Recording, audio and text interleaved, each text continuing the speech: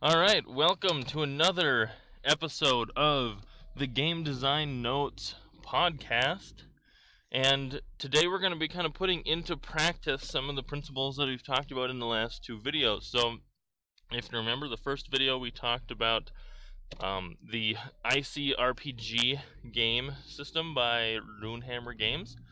And in the previous episode, we talked about tips for getting started and so making content for other games and primarily trying to work with board games or something that's easy to modify or to tack onto. So what we're going to do is take both of those concepts and just kind of do a working session. And I've thought about this a little bit, but most of this is completely like unrehearsed, so bear with me. But the idea here is, let's take the ICRPG system that we know, we can understand how that works, and if you don't understand it, there's a free basic rules that you can get on Drive-Thru RPG. If you don't want to buy the full thing, then you'll at least understand the system. That's all you need to know to understand what I'm getting into here. And we're going to take also from a genre or a theme that we know, which is going to be Star Wars. And so that offers a lot of information to us about the lore. Most people are familiar with it, and it should be pretty easy to craft Star Wars themed items into this ICRPG system. So first off, I want to say the full version of the ICRPG system has a sci-fi theme called Warp Shell. And so making a Star Wars conversion for this really doesn't is really pretty easy, because all of the mechanics for, well, they're not really mechanics for it, but he's already basically done it. He's got blasters, he's got laser swords, beam swords, or whatever. And so, I mean, that whole idea of the sci-fi setting is totally doable. He's already done it, just to a slightly different effect. So I'm just saying, let's take that idea, and I think the best way to learn something is to do it. So we'll just go through that and just kind of build as we go along, and just kind of try and learn a little bit about game design. So the first thing I want to start out with the Star Wars and ICRPG conversion is lightsabers, because I feel like they are probably one of the most iconic things in Star Wars, aside from the Force. So, and lightsabers is something that's tangible that we can craft. So I don't remember off the top of my head what the beam sword in ICRPG, what its base stats are, and basically, if you go back to the types of effort, you've got basic, weapon, magic, and ultimate. Now, I was thinking about this, and man, lightsabers just feel like they are ultimate damage. Like, they should just roll ultimate. And just because they're so strong and they just cut through everything. So I thought that made sense.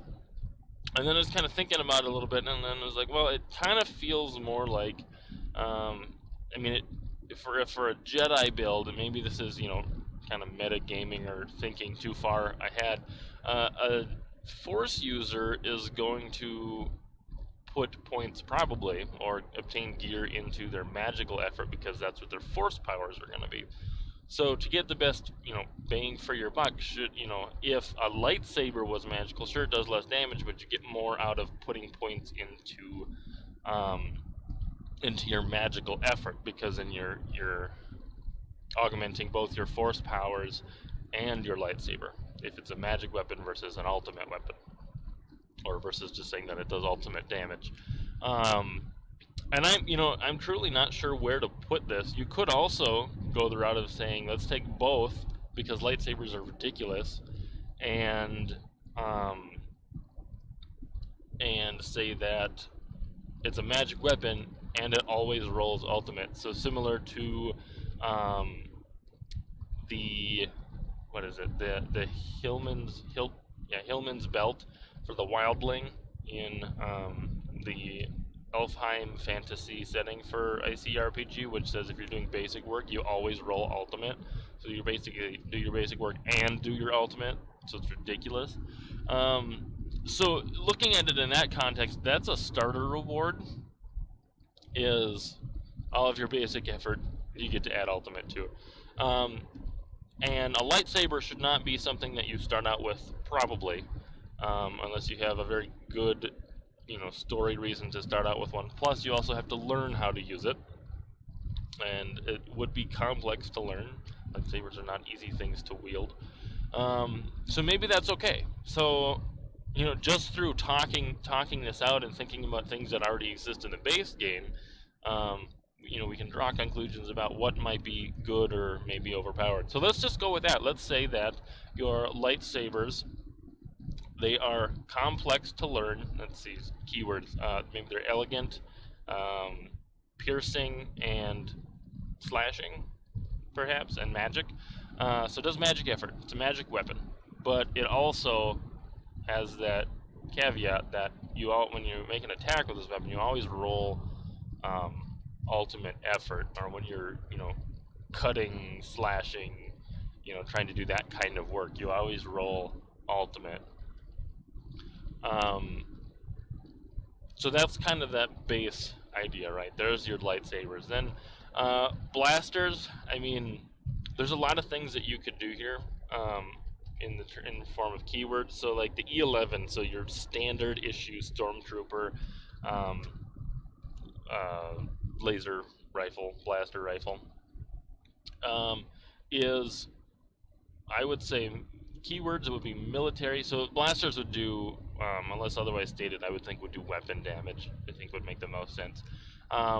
So E11 probably durable, because they're standard issue. There are tons of them. Their design is probably pretty standardized and pretty good. It's a military as well, and I would just say like reliable. For like the AC 280, so the Rebel rifle that they usually use, I would say more on like rapid fire or burst fire or something. I don't know if that I would give them durable. And just thinking about different things you could do. So like the DLT 19, I believe, is a stormtrooper heavy repeating blaster, so it fires really quickly. So rapid fire maybe makes sense. And what does rapid fire mean? It described in the kind of keyword section of ICRPG, it just says attacks may, a single attack may hit with multiple blasts.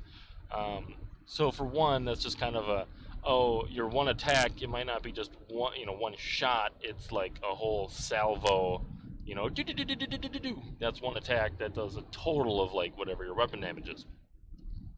I thought of another way you could look at this to give it more of a mechanical crunch effect to some kind of a rapid fire weapon is, if you roll a 1 on damage, you get to roll the dice again and add that amount. So every time you roll a 1, you get to re-roll and add to that existing value. So if you rolled 3 1s, you'd have a total of 3, and you'd still have another re-roll. So then say you got a 5, you just did 8 damage. So kind of like those little shots, keep hitting. So you basically have a 1 in 6 chance to keep rolling and add up your score. But it's not going to go, you're not going to, even if you rolled 6 1s, it's going to be really tough to do that mechanically, probability wise, and it's still only 6 damage plus another roll, which is on average going to be like 3.5. So you're almost not even doubling the damage. You're not adding a whole lot. You just roll a 1, add 1, roll again. Probably going to increase your average by like less than a point of damage. But it's a cool effect, right? Because you kind of feel, and you're rolling, you feel that like you're like bam, bam, bam, bam, just the shots are just coming out. So things like that. And I haven't looked at a ton at a lot of the other weapons, just because weapons are probably one of the easier things to make, at least basic weapons like that, because it's mostly just keywords. I guess one of the other things that I've thought about would be, like a sniper rifle, and I can't think of what those are called, but or what their Star Wars name is, but a long range rifle. Now I would give that a keyword of long range, and maybe, I don't know, deadly or something.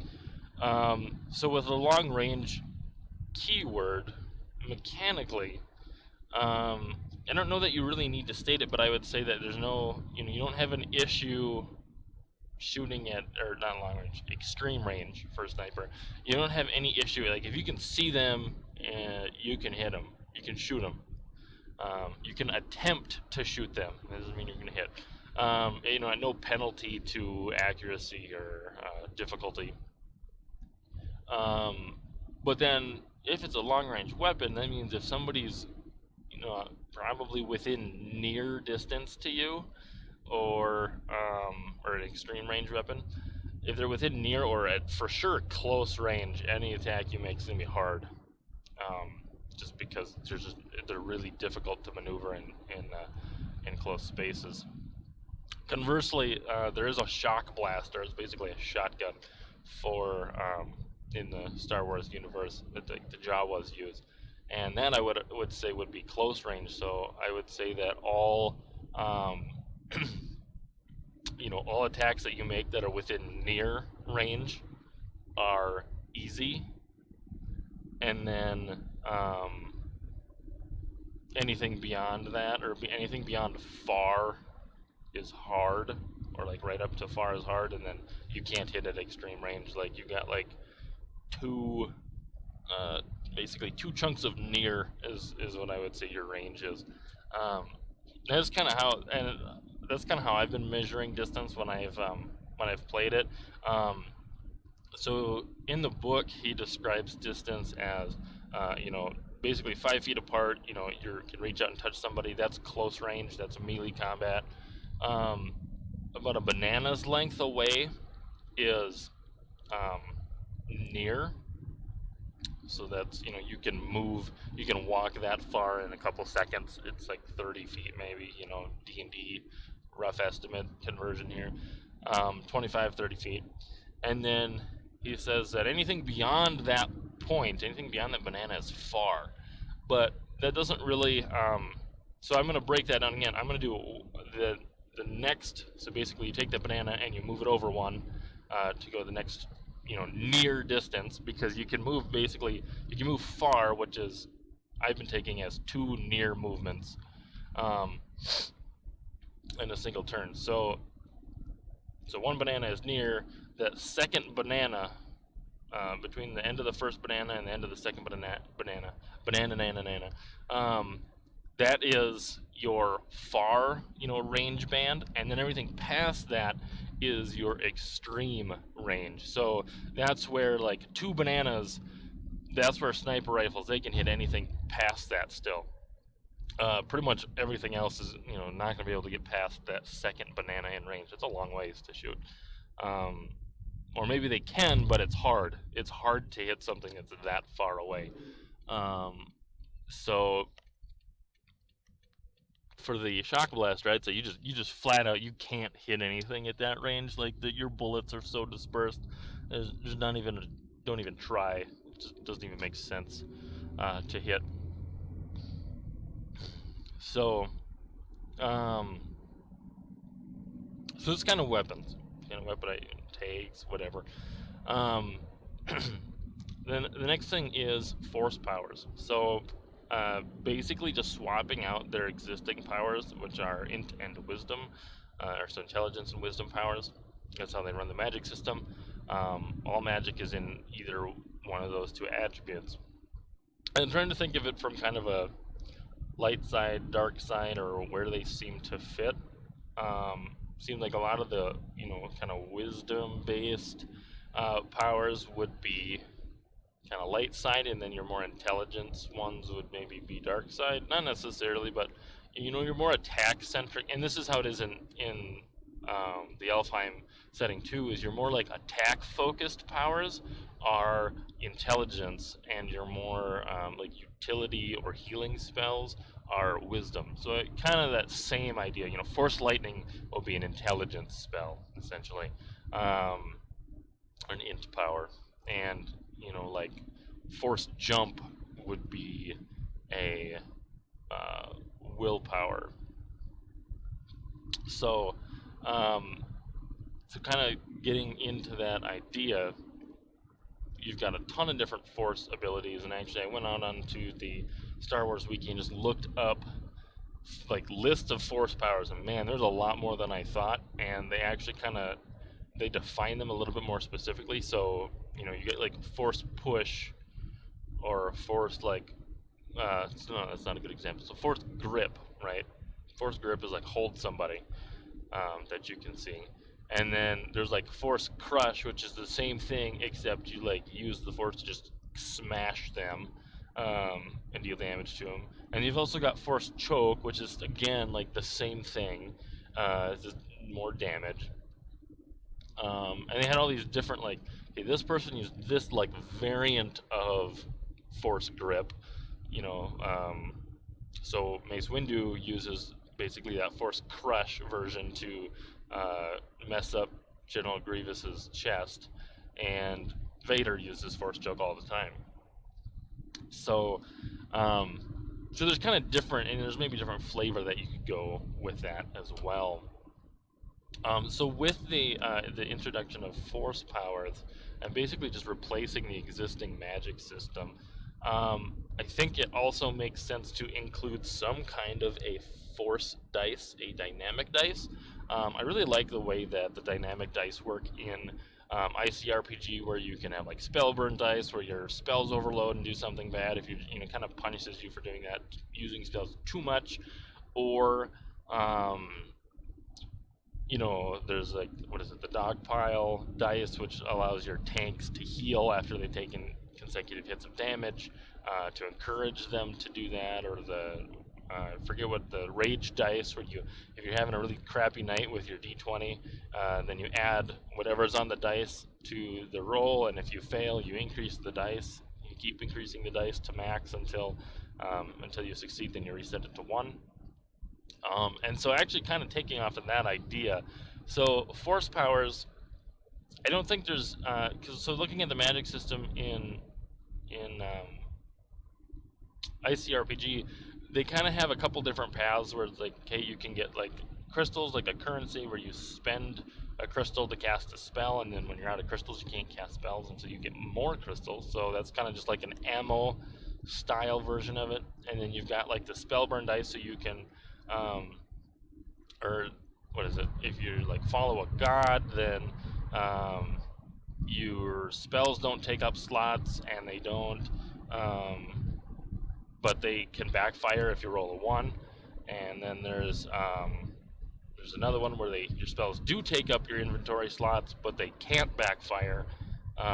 So it's kind of like a different trade-off between, do I want this to consume inventory space or not, and then what's the penalty?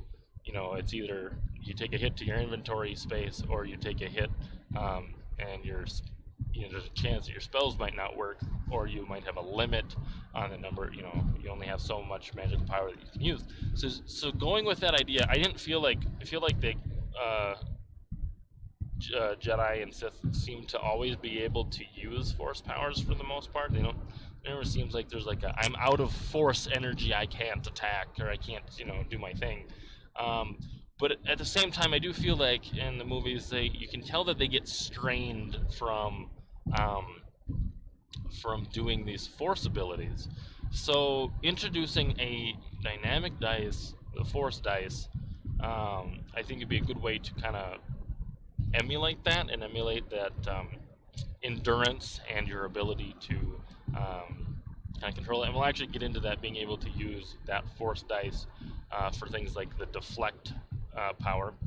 So Force dice to me makes sense in this format of it's a D4, and at the end of like a rest, or like when you first understand a force power, you get a D4, you set it to 4. So it's like maxed out. This is like your force capacity, your attunement to the force, right? And there's a lot of things we can draw off of this. So every time you use a force power, you decrement the force dice by 1. So if it was a 4, you use force push, now it's a 3.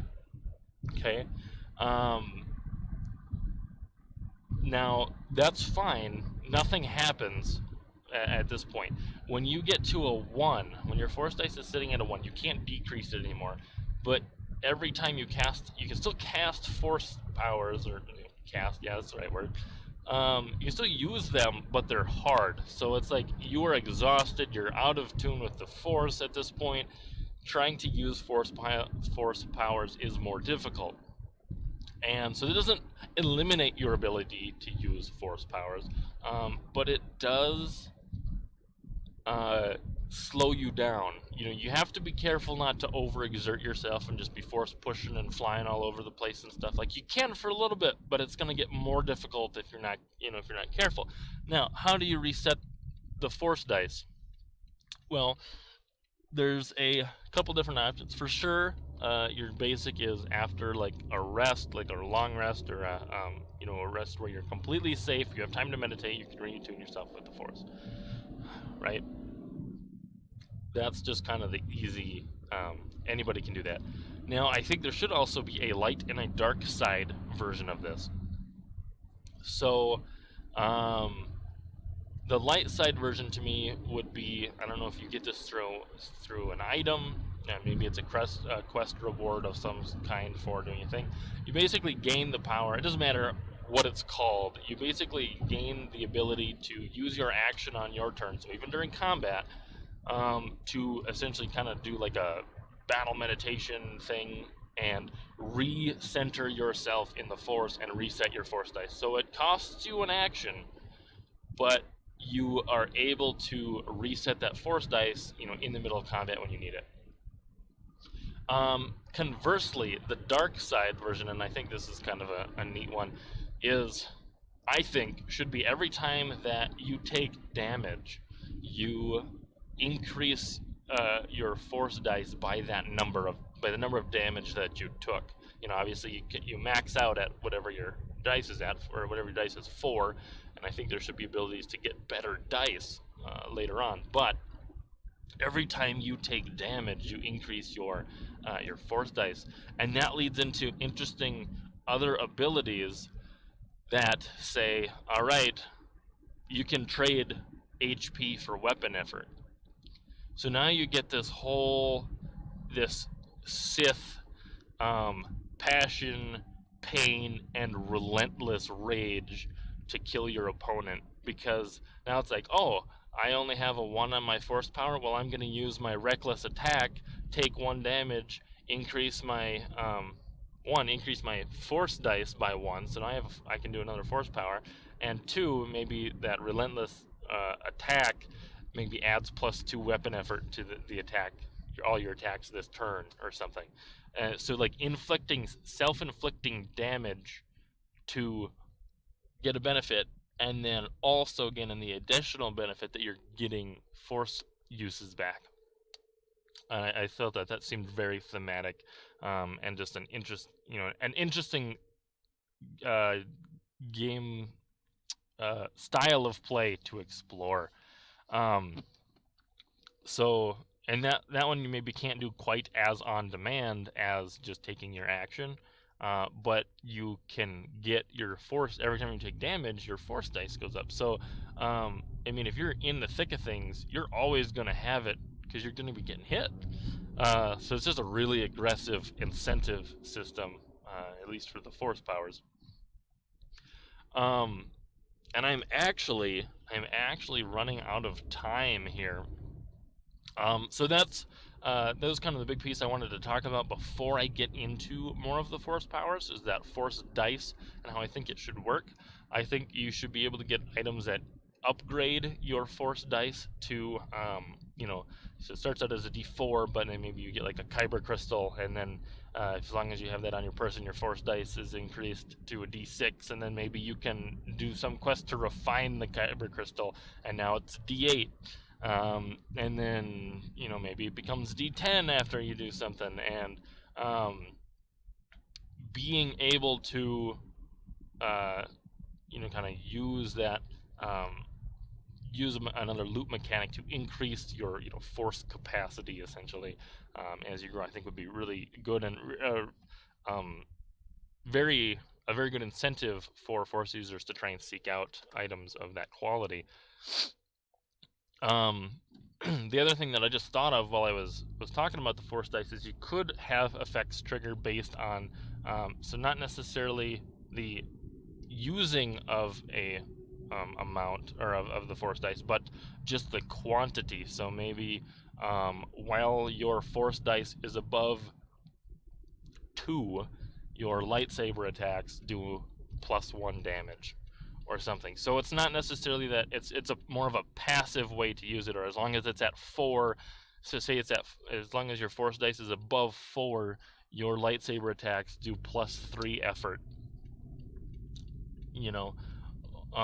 Something like that, where like you now have an incentive to keep it above the minimum because you're getting this other passive benefit. So just an interesting thing. Or there could be powers that use multiple. The Sith, that rage one, I think it would be neat to have a power that says set your force dice to 1 and heal hit points equal to whatever it was set at, or heal. So don't set it to 1 first. You'd say recover hit points equal to like twice the number on your force dice, and then set your force dice to 1. So things like that. So we'll get into force powers actually in the next episode. I'm actually surprised I was able to go on this long about it. So look out for that video this next week. It's when it should come out. I will get that recorded, and we will have some fun. So thank you guys for listening to this little working session, and I will catch you in the next episode.